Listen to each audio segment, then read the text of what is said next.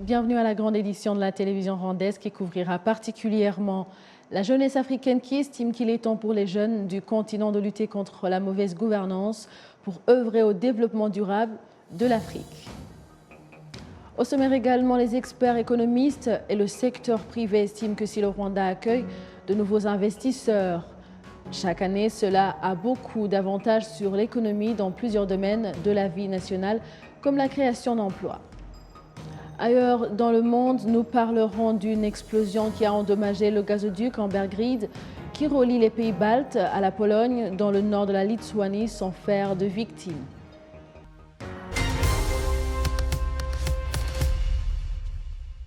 Madame, Monsieur, bonjour et merci de suivre la télévision rwandaise.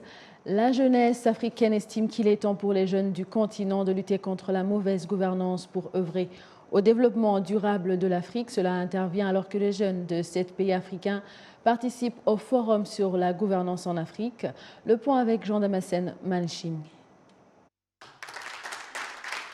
Ces jeunes se déclarent préoccupés par l'avenir du continent africain et se disent déterminés à œuvrer à son développement durable. Ils estiment que les jeunes qui constituent la majorité de la population africaine ont un rôle majeur à jouer pour doter le continent d'un développement sûr et inclusif.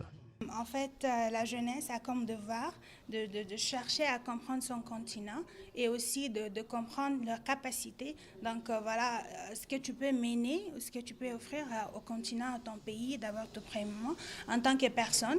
Et voilà, juste la propagation de messages de paix et d'éducation. J'ai un message assez simple qui est de ne pas suivre les informations que tu entends de n'importe quelle source.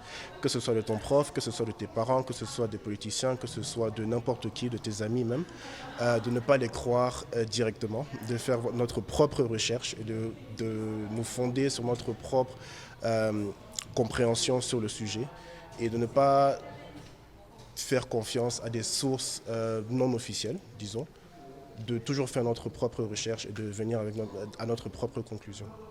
Les participants au Forum des jeunes au Rwanda s'indignent également contre les conflits qui continuent de diviser les pays africains et miner ainsi le développement et l'avenir du continent. Donc, en tant que jeune, on doit toujours être des étudiants de la vie et non juste de followers, de suiveurs, voilà. Donc, on doit chercher toujours à comprendre les sources de tout, les problèmes ou bien quoi que ce soit qu'on a reçu comme information.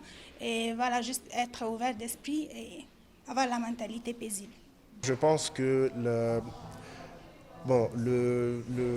la base de ces conflits sont souvent de nature ethnique, souvent de nature sur nos différents. Mais en tant qu'Africains, on est tous ensemble. Donc j'encourage tous les jeunes à pouvoir penser de la même manière. On est tous frères et sœurs et je ne pense pas qu'aujourd'hui, si aujourd'hui nous commençons déjà à résoudre les problèmes que nous avons entre nous, à pouvoir avoir un esprit de réconciliation, je pense que dans le futur, puisque nous serons les leaders de demain, tous ces problèmes de conflit entre pays africains pourraient être résolus facilement. Depuis bien de jours, diverses parties du continent sont le théâtre des actes ignobles de pillage, destruction et des désordres de tout genre, avec en tête la masse des jeunes. Ceux qui sont réunis au Rwanda pour le Forum des jeunes ont un message particulier à ceux qui se rendent coupables de tels actes. Okay. Chaque jeune personne doit d'abord se poser de questions, d'avoir des bonnes idées, parce que toute politique a comme source une idée quelconque. Voilà, donc il faut toujours se construire, il faut beaucoup lire, étudier, comprendre ce qui se passe autour de nous. Bon, la jeunesse africaine, c'est le futur. Pour un sustainable development, un développement soutenable, c'est une vision à long terme. Les leaders d'aujourd'hui ne seront pas les leaders de demain. La jeunesse d'aujourd'hui sont ceux qui seront les leaders de demain. Donc si nous commençons déjà à cultiver cette culture qui va mener à un développement soutenable dans le lendemain, c'est mieux de le faire parce qu'aujourd'hui, nous ne sommes que des jeunes, mais demain, c'est nous qui serons les leaders. Le Forum des jeunes œuvrant pour la gouvernance en Afrique, présent dans 7 pays africains, existe depuis plus de 16 ans aujourd'hui. Il réunit essentiellement les pays membres de l'Organisation internationale de la francophonie. Les habitants de la ville de Kigali disent qu'à un an de la vision du pays pour 2024, qui prévoit que l'obésité infantile serait passée de 32% à 19%, ils ont déployé des efforts pour faire campagne et innover pour trouver une solution à ce problème. L'enquête IDS 2020 sur le bien-être des ménages montre que la prévalence des enfants de moins de 5 ans dans la ville de Kigali est de 32%. Au niveau national, il est de 33%. Dans cette campagne, le district ou bien le secteur et au village qui seront premiers seront récompensés. Le secrétariat général de la communauté des États d'Afrique de l'Est indique que la stabilité de la région sera parmi les principales priorités de l'organisation sous-régionale tout au long de cette année 2023, indication faite à l'occasion d'une retraite des agents de la communauté est-africaine à Nairobi au Kenya. Les détails dans le récit suivant. Le secrétaire général de l'organisation sous-régionale, Dr Peter Matuki, est d'avis que l'expansion de la communauté des États d'Afrique de l'Est est un avantage, mais qui invite aussi les pays membres à affronter les défis du moment, une priorité fixée par l'organisation en 2023. With the admission of DRC, you must have realized it came with the challenges. Vous savez que l'adhésion de la RDC à la communauté constitue déjà un défi. La paix et la sécurité à l'est de la RDC ne seront préoccupés en 2023 par la stabilisation de l'est de la RDC. Je suis heureux de vous dire que les chefs d'État de la région sont résolus à en finir avec leurs problèmes.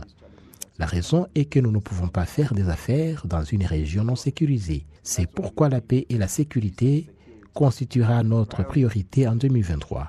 Vous savez que le sommet réuni l'an dernier a désigné un médiateur qui aide maintenant les chefs d'État à faire en sorte que l'Est de la RDC soit en paix. Et il y a déjà des avancées politiques, parce que les défis de l'Est de la RDC nécessitent une solution politique. Because the challenge that we are facing in Eastern DRC will require a political solution. Le docteur Matuki a également fait savoir que la communauté compte s'élargir davantage afin de gagner plus de marchés et d'opportunités de développement pour la population des États membres avec une probable prochaine adhésion de la Somalie. As we think of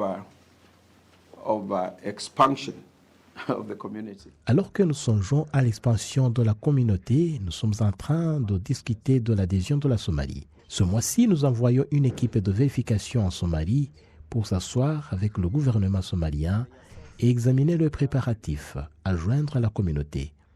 La demande a déjà été reçue, le gouvernement somalien l'a déjà soumise à Aousha et nous allons envoyer une équipe de vérification à Mogadiscio pour s'enquérir de l'état des préparatifs. C'est une autre priorité en 2023. And therefore that becomes an important priority in 2023. Selon toujours le secrétaire général, la communauté des États d'Afrique de l'Est envisage aussi dans ses priorités de doter l'organisation sous-régionale d'une autonomie alimentaire basée du développement durable dans les États membres.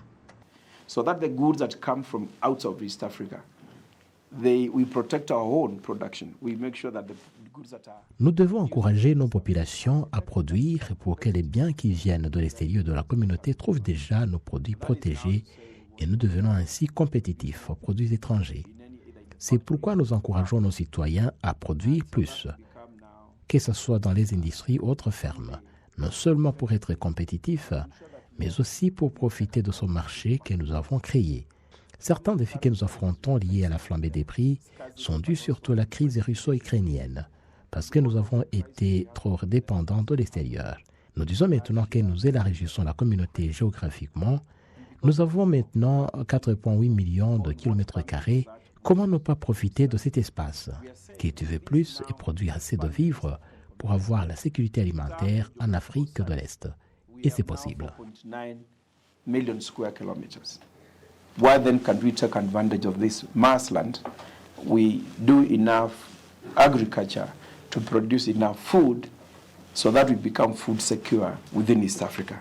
And it is possible. Composée de 7 pays membres aujourd'hui, la communauté des États d'Afrique de l'Est compte actuellement une population de plus de 280 millions d'habitants vivant sur une superficie de plus de 4,8 millions de kilomètres carrés. Le produit intérieur brut global pour toute la communauté est estimé à plus de 305 milliards de dollars américains. L'été Olive, télévision rwandaise. Les experts économistes et le secteur privé estiment que si le Rwanda accueille de nouveaux investisseurs chaque année, cela a beaucoup d'avantages sur l'économie dans plusieurs domaines de la vie nationale, comme la création d'emplois. Winnie Nkurunziza. Louise Musenge, c'est une Rwandaise vivant en Belgique. Elle encourage les Rwandais vivant à l'étranger à venir investir dans leur pays, le Rwanda. Elle explique que dans son métier, elle démontre comment investir pour que ces Rwandais vivant à l'étranger puissent eux aussi aider à développer l'économie de leur pays. Les premières statistiques de l'Office rwandaise de développement RDB montrent qu'à partir du mois de janvier jusqu'en décembre 2022, un investissement de 1,6 milliard de dollars américains a été effectué. Dans 103 projets de grandes usines qui sont encore en cours, se trouve un projet sur la production du gaz méthane de 530 millions qui sera construit à Karongi. Ceux qui sont dans le secteur privé au Rwanda disent que même si le pays est en sécurité et qu'il y a la facilité d'ouvrir des centres commerciaux, l'Internet fait que les investisseurs continuent d'aimer le Rwanda au fur des années. Les opérateurs privés au Rwanda affirment que le climat favorable aux affaires qui s'ajoute à la sécurité encourage les investisseurs à s'établir dans le pays. Le secteur du tourisme a fait entrer 425,5 millions de dollars jusqu'en novembre 2022, dont 19,7 millions qui sont entrés grâce aux parcs et aux volcans du pays. Le secteur touristique s'est développé grâce à presque 100 réunions internationales qui se sont tenues avec comme participants presque 35 000 personnes, ce qui a permis de faire entrer 62 millions de dollars. Seulement 43 millions étaient attendus. Cela fait que les experts en économie affirment que le Rwanda reçoit beaucoup d'investisseurs dans tous les domaines. Le projet de faire de Kigali le carrefour international des services financiers a commencé l'année passée et on espère beaucoup de changements grâce à ce projet car on y a investi 100 millions de dollars. La population affirme que continuer à accueillir des investisseurs dans beaucoup de secteurs apporte des bénéfices pour eux et pour l'économie du pays. Pour l'année 2022, 1367 stagiaires dans différents secteurs ont eu de l'emploi. 5648 institutions de microfinance se sont développées et 82% de ces institutions ont pu avoir des crédits dans les banques. Winnie Nkurunziza pour la télévision rwandaise.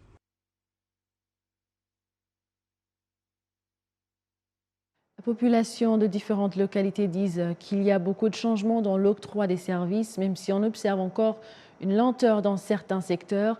Les experts en économie trouvent que l'octroi des services, le mauvais octroi de services, a des conséquences négatives sur l'économie nationale. Le récit suivant nous en dit plus.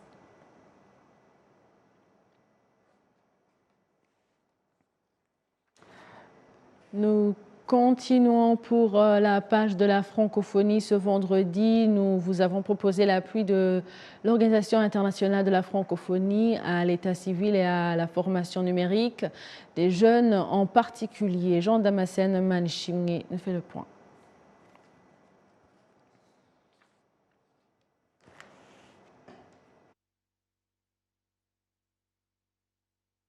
Indépendamment de notre volonté, ces images ne sont pas encore prêtes. À présent, passons pour certains des propriétaires de maisons de couture au Rwanda.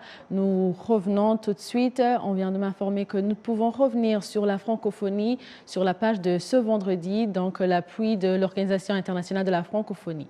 Suivons les détails. L'Organisation internationale de la francophonie continue d'encourager le renforcement des partenariats dans le cadre du projet d'appui à l'état civil. C'est le cas des pays de l'océan Indien et du Madagascar, où près de 36 000 enfants ont pu obtenir un acte d'état civil à Madagascar. Et cela intervient après 3 mois de la tournée de Mme Louise Mushikiwabo, secrétaire générale de la francophonie dans l'océan Indien. Elle avait participé à la commune urbaine d'Antananarivo à la cérémonie de remise d'actes de naissance au bénéfice de 3 500 enfants. Ces derniers pourront alors pleinement jouir de leurs droits fondamentaux, au premier chef le droit à l'éducation, avec la possibilité de participer aux examens et de poursuivre leur scolarité.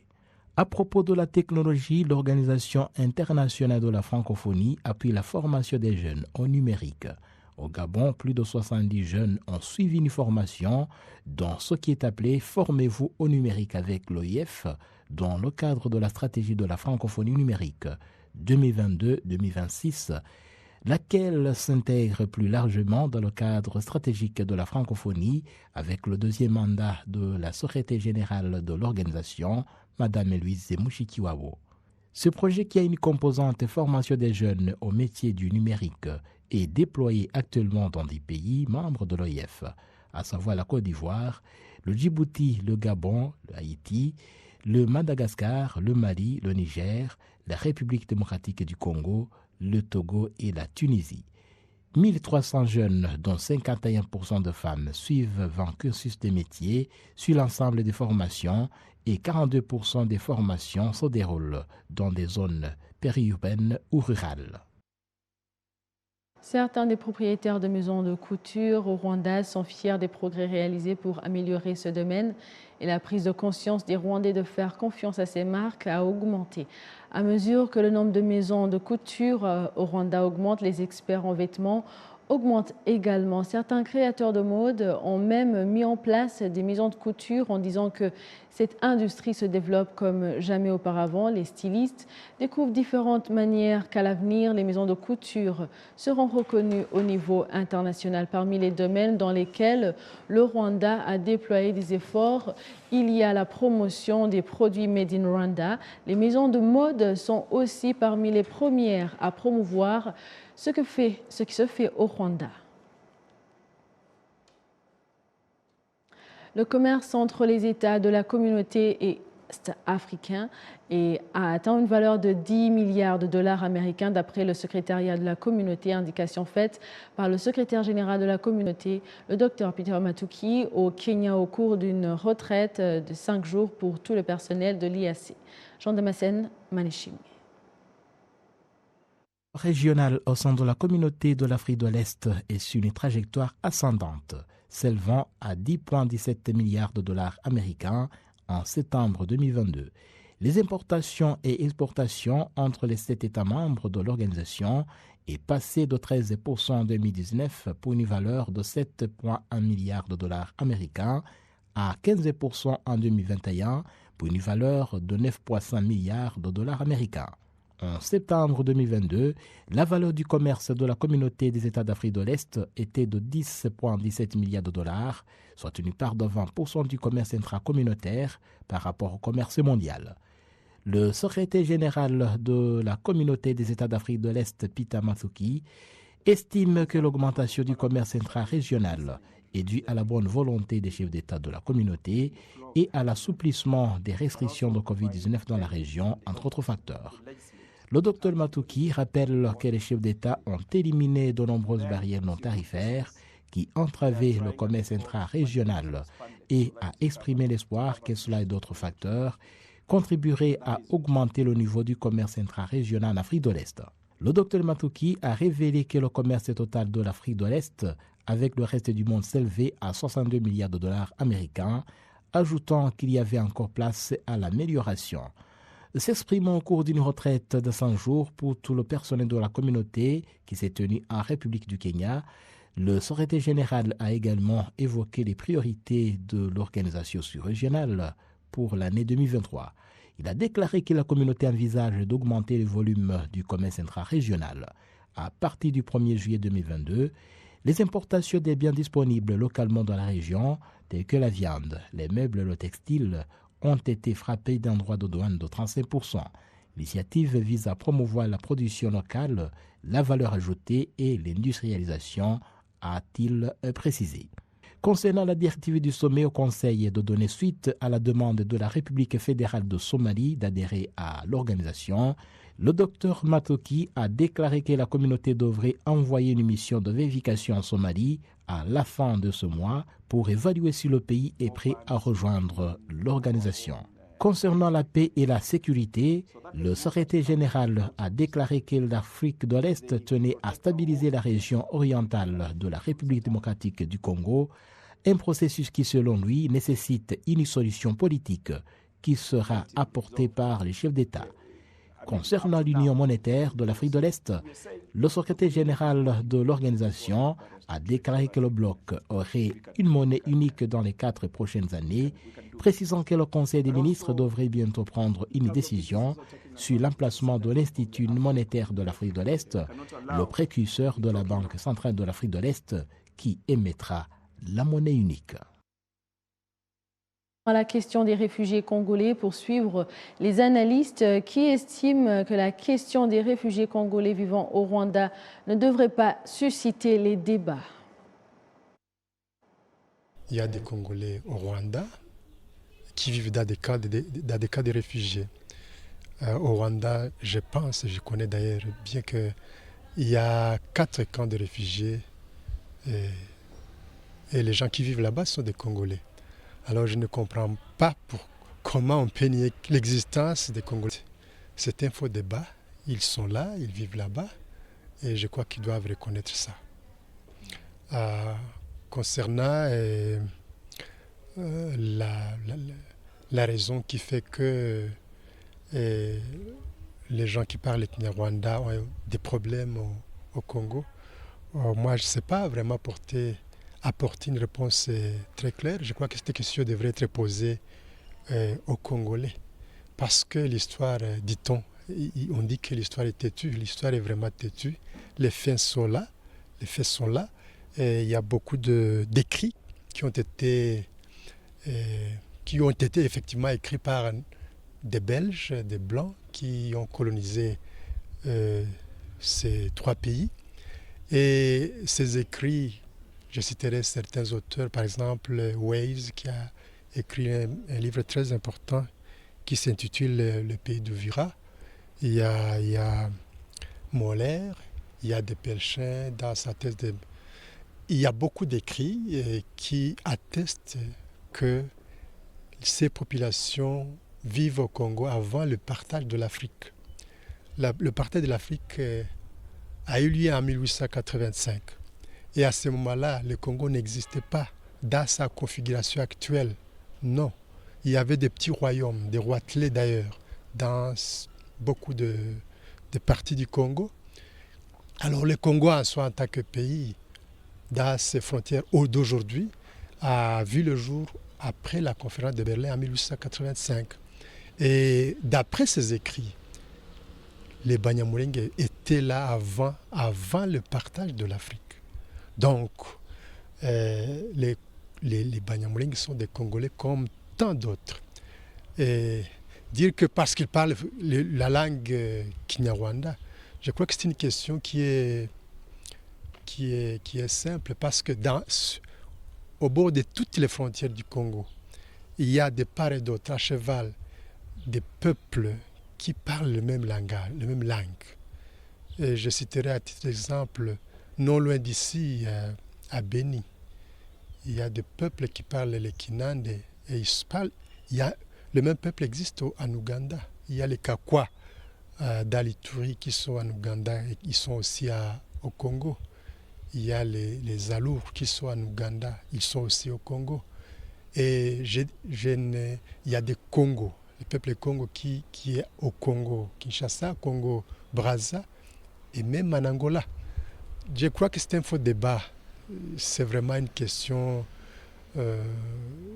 qui mérite d'être étudiée parce que les preuves sont là, les preuves qui sont irréfutables sont là. Ils existent et les écrits sont là. Et je pense que les Congolais sont informés, ils connaissent ces documents. Et moi, j'ajouterais d'ailleurs qu'il y a les Nations Unies. Les Nations Unies savent qu'il y a des Congolais d'expression Kinyarwanda qui sont ici au Rwanda. Revenons sur l'octroi de services pour parler de la population de différentes localités qui disent qu'il y a beaucoup de changements dans l'octroi de services, même si on observe encore une lenteur dans certains secteurs. Mais les experts en économie trouvent que l'octroi de services, de mauvais services, a des conséquences négatives sur l'économie du pays. Winning Mounousis.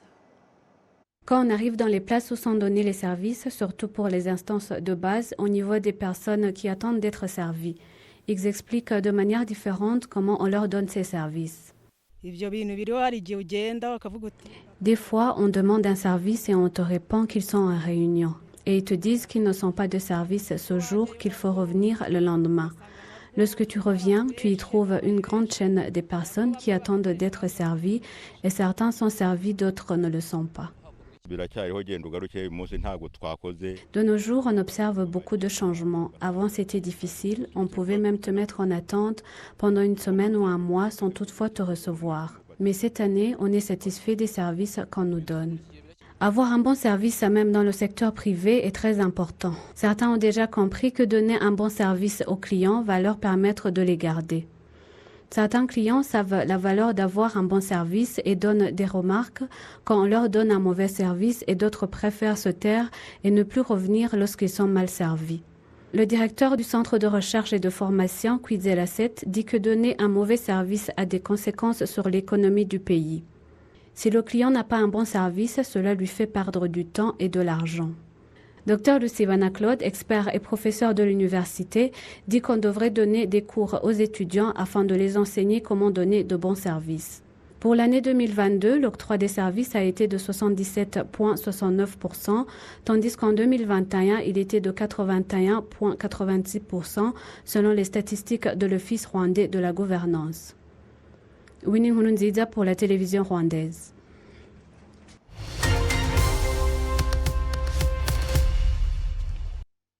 C'est par ici que prend fin notre grande édition. Merci à vous tous qui étaient au rendez-vous d'actualité de la télévision rwandaise. Au nom de toute l'équipe qui a réalisé cette grande édition, je souhaite de passer une bonne suite du programme de la télévision rwandaise. J'étais avec Amandine Dikumasabo. À la prochaine, d'ici là, portez-vous bien.